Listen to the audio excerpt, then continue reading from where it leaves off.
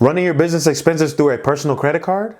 Here's some of the pitfalls you should watch out for. Hey y'all, it's Tommy here with Everyday Finance, and today I'm going to be breaking down whether you should be using your personal credit cards to pay for your business expenses and what you should be doing if you are in that situation. So if that's something that interests you, be sure you stay tuned. Now, we all know entrepreneurship has a really steep learning curve. There's so many things that you have to learn, right, when you're building a business. And to be quite honest, a lot of the times we're kind of learning on the job, right? You know, it's kind of what I call just-in-time learning. You're learning things as it comes up. You know, one of the things I had to understand in the past was the necessity that you need to be splitting up your finances, right? You need to separate your business from your personal. I remember when I first started business right out of high school, or right out of college, I was actually doing things on Amazon. I was selling on Amazon. I was just mixing and matching. It was like I would just pay for things, you know, I'll pay my suppliers through my personal accounts, and then money was running into like a business account and things like that. I really had to take the time to understand the idea behind why people always say,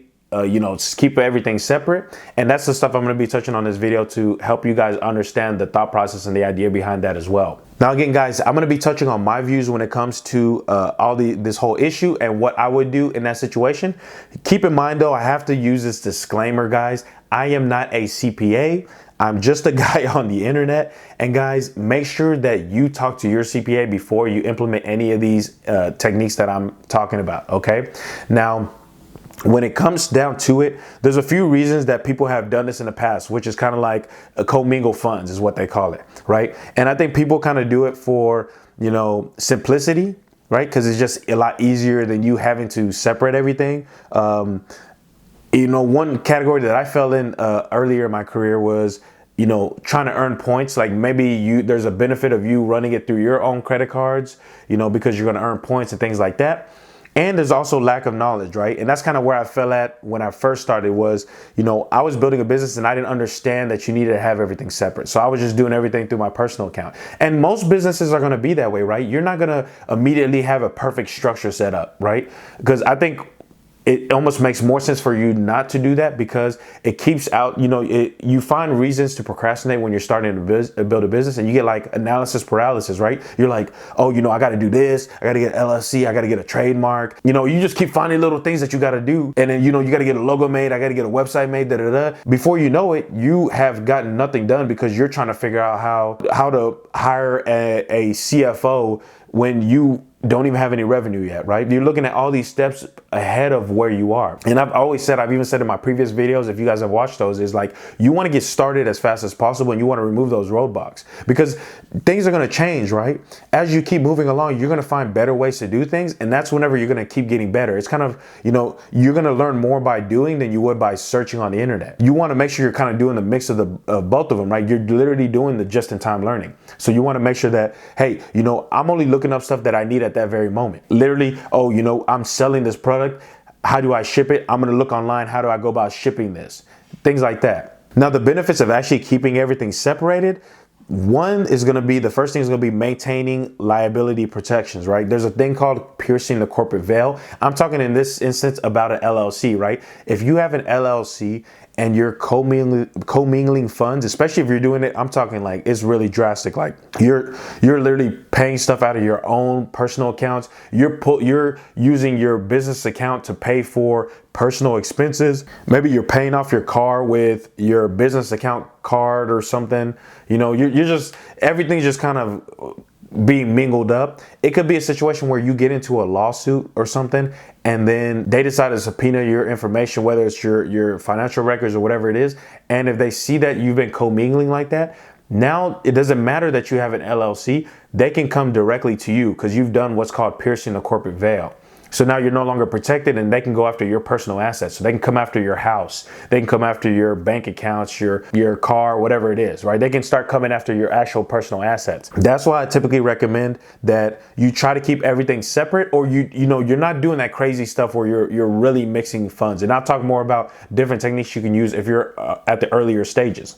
Another thing is, you know, just keeping everything separate helps with bookkeeping and taxes, right? And especially at the end of the year.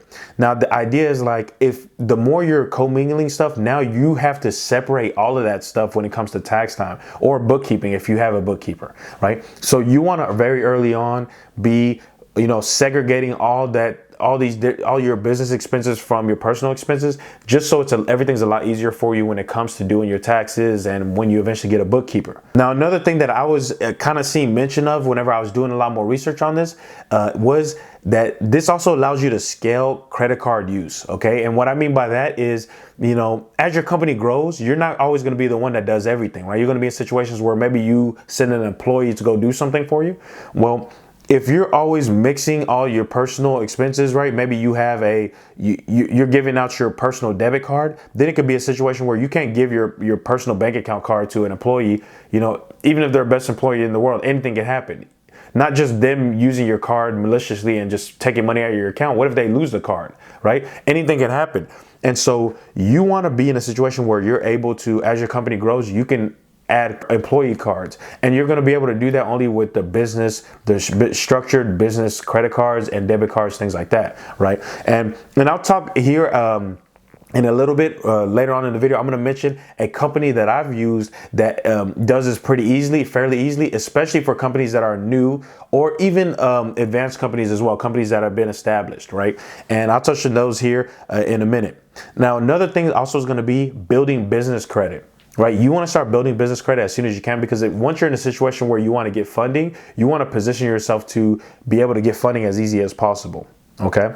Now, if you're someone who's looking at eventually building business funding, I actually do have a whole business funding guide that I'm working on creating. By the time you're watching this video, it might be out already. What you can do is you can click the link in the description. I will link to it down below, and you'll be able to access it completely free. Okay, all you have to do is give me an email for me to send it to, and I'll email it out to you. Next, what I'm gonna do is I'm gonna break down just a few of the best practices, and I'll tell you a few techniques that I follow that I recommend you follow when you're dealing with this. Okay, now when it comes to best practices, obviously you want to use a separate card for business, right? Issues really come in whenever you're mixing and matching, because the thing is, you get confused and you use your business account, your business bank account, to pay off an expense that you have on your card that was let's say you have a credit card, a personal credit card, you're running all your expenses through your personal and business.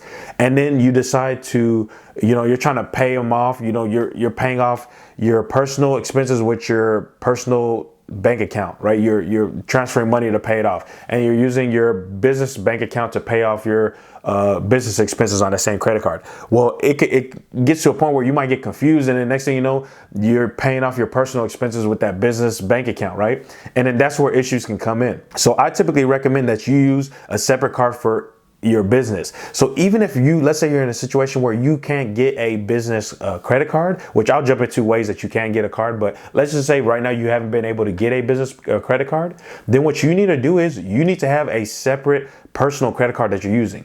And a personal credit card that all you do is run business expenses through. You don't use it for any personal expenses whatsoever. Okay, that right there is a good start. Another thing is, don't ever use your debit card, right? I don't recommend you use your debit card. I've shot a whole nother video that I'll link to down below about that as well. But I don't recommend that you use your debit card, and it's just bad procedure, right? If you're using your debit card and you know you're running all types of expenses through it, it can create a bunch of headaches, and it can be a situation where you don't want to slip up and end up using your debit card, your business debit card, to buy something for your personal, right, or make a personal expense. Things like that can get really murky up the waters. When it comes to my technique, what I'll typically do is, in the past, I would dedicate, like I said, one personal credit card to all my business expenses. And I would just run my business expenses through that one credit card. I wouldn't ever use it for any personal expenses. That's what you can do when you start. And then once you start getting a business credit card, then you shift all those expenses to that business credit card. And then at that point, you're in a good position, right? That's kind of what I'm doing now, is I'm trying to leverage business credit cards that are available in the market. Like there's like fintech companies out there. There's even the big banks are offering different solutions when it comes to different cards that you can get into. But I kind of use those because I'm able to still earn credit card points, which is huge for me, but I'm able to still keep all the expenses under my business, okay? So if you have issues when it comes to getting business cards, first you look at the big banks, right? The big banks are going to be able to give you business cards, but those business cards are typically tied to your SSN, right? So you have a personal guarantee on it. me personally, since I just use those cards to run expenses through, and for you know, for protection from like fraud and things like that. I've shot a whole video. I'm linked to it down below that kind of jumps a lot deeper into why I never use why I have a certain bank account structure and all that stuff, right? I'll link to it. It'll make a lot more sense of all this. So the idea is that I'm only going to run expenses through that card that I know I can pay off, right? And so I don't worry about that personal guarantee, because the reward is a lot bigger than the risk, which is, the reward is I'm able to get points that I can use to get free flights. If I'm going to a conference, I can, you know, use those points to fly to that conference and even get a hotel, whatever that situation might be. So that's where I see the most benefit from it. And some of these cards also report to your business credit bureaus, where that's another plus that can be for you as well. And when I say big banks, I'm talking about bigger banks like, you know, Chase, Wells Fargo, Bank of America, Amex, things like that. Right? So that's one option. Another thing you can do is check out secured business credit cards. I shot a whole video on Wells Fargo, and I got their Wells Fargo business credit card that reports to the credit bureaus as well, the business credit bureaus. So that's another route you can go at if you want to find other, you want to add other trade lines or credit lines to be able to build your business credit. And then another huge one is fintech credit cards. I had recently partnered with a fintech credit card. You guys, if you've been on my channel a long time, you've seen that video, but it was about a fintech company called DIVVY. And DIVVY, I still use their platform to this day. They have a corporate charge card, and they pretty much are able to run all your expenses through that card. But the other benefit is, kind of talking back earlier about how we were talking about employee cards, you can actually create virtual cards on their platform, and you can create employee cards. So I typically have a different credit card for each of my different expenses, just to make sure that I'm really protected and I can avoid any type of fraud situations, right? That could end up emptying out my bank account, things like that. Okay, but I'd recommend DIVVY. If you want, we have a link down below. If you want to support the channel, you can click that link, and anybody who gets approved and signs up, they do actually you know, help support us and give us a little commission on top of that as well. Okay, so I'd recommend you check out the DIVVY video I shot if you want more information on that, and then you can check out the link down below to be able to sign up as well. Okay, but that's typically what I typically recommend is try to go with business cards. They're always going to be a better fit, and I think there's a lot more out there that it's a lot easier to get a business card once you have a business established. If you don't have a business established yet, get my business funding guide. It's free. Get that information and use it to actually set up your business correctly, and then start signing up for these business credit cards.